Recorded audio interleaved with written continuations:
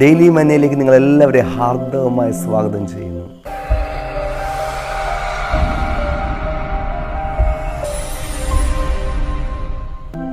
മാസിഡോണിയയിലെ ജയിലിൽ നിന്നും മനോഹരമായ സംഗീതം ഉയരുകയാണ്.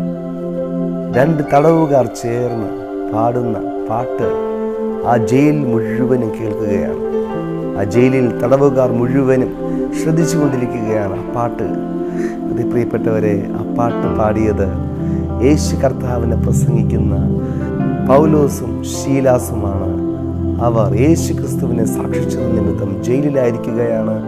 ആ ജയിലിൽ ആ രാത്രി അവർ പാടുകയാണ്. അവരെ റോഡിലൂടെ പബ്ലിക്കായി വലിച്ചിഴച്ച ശേഷമാണ് ആ ജയിലിൽ ആക്കിയിരിക്കുന്നത്. ശരീരത്തിൽ വേദനയുണ്ട്, എന്നാൽ ആ വേദനകളൊന്നും വകവയ്ക്കാതെ അവർ ദൈവത്തെ സ്തുതിക്കുകയാണ്.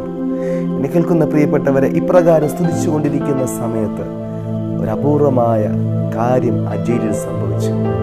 ആ ജയിലിൽ വലിയൊരു ഭൂകമ്പമുണ്ടായി. അതിൻ്റെ അടിസ്ഥാനം മുഴുവൻ ഇളകിപ്പോയി. ജയിലിലെ തടവുകാരെ അടച്ചിരുന്ന വാതിലുകളെല്ലാം തുറന്നുപോയി. എല്ലാവരുടെയും ചങ്ങലകൾ അവിടെ കൈമയിൽ നിന്ന് വീണുപോയി. പ്രിയപ്പെട്ടവരെ, തടവുകാരെ സംബന്ധിച്ച് സന്തോഷകരമായ കാര്യമാണെങ്കിലും അവിടെയുള്ള ജയിൽ പ്രമാണിയെ സംബന്ധിച്ചിടത്തോളം നിരാശാജനകമായ ഒരു കാര്യമായിരുന്നു.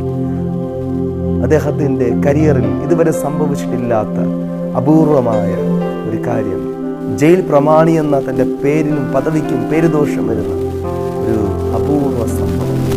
ഇതേ പ്രിയപ്പെട്ടവരെ, നിങ്ങളുടെ ജീവിതത്തിൽ ഇതുപോലെ പെട്ടെന്ന് ഒരു രാത്രി കൊണ്ട് നിങ്ങളുടെ പേര് ദോഷം വരുന്ന ചില കാര്യങ്ങൾ നിങ്ങൾക്ക് സംഭവിച്ചിട്ടുണ്ടോ?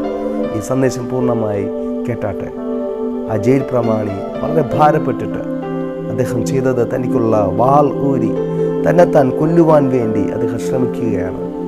എന്നാൽ ഇത് കണ്ട പൗലോസ് ഇപ്രകാരം പറഞ്ഞു, നിനക്കൊരു ദോഷവും ചെയ്യരുത്, ഞങ്ങളെല്ലാവരും ഇവിടെ തന്നെ ഉണ്ടല്ലോ. ജയിൽ പ്രമാണി വിചാരിച്ചത് എല്ലാവരും ഓടിപ്പോയി എന്നാണ്.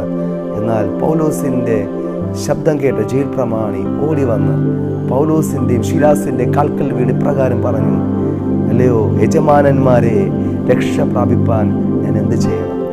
ഇത് കേട്ട പൗലോസ് ഇപ്രകാരം മറുപടി പറഞ്ഞു, കർത്താവായ യേശുവിൽ വിശ്വസിക്കുക, എന്നാൽ നീ നിന്റെ കുടുംബവും രക്ഷ പ്രാപിക്കും.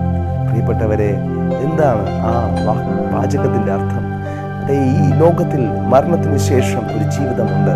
ഈ ലോകത്തിലെ ജീവിതം കൊണ്ട് നമ്മുടെ ജീവിതം അവസാനിക്കുന്നില്ല. ഈ ലോകത്തിൽ ഒരുപാട് സുഖങ്ങളുണ്ട്, സന്തോഷങ്ങളുണ്ട്. എന്നാൽ ഈ ലോക ജീവിതം കഴിഞ്ഞുള്ള ജീവിതവുമായി താരതമ്യം ചെയ്യുമ്പോൾ ഈ ലോകത്തിലെ ജീവിതം എത്രയോ ക്ഷണികമാണ്. പ്രിയപ്പെട്ടവരെ, ഈ ലോകത്തിന് വേണ്ടിയാണ് നമ്മളെല്ലാം കരുതുന്നത്, നമ്മളെല്ലാം സമ്പാദിക്കുന്നത്, നമ്മളെല്ലാം ജീവിക്കുന്നത്. നമ്മുടെ പ്രത്യാശ ഈ ലോകത്തിൽ പലപ്പോഴും ഒതുങ്ങിപ്പോകുന്നു. എന്നാൽ ദൈവത്തിൻ്റെ വചനമായ ബൈബിൾ പറയുന്നു, നാം ഈ ലോകത്തിൽ മാത്രം പ്രത്യാശ വച്ചിരിക്കുന്നെങ്കിൽ സകല മനുഷ്യരിലും അരിഷ്ടന്മാരത്രേ.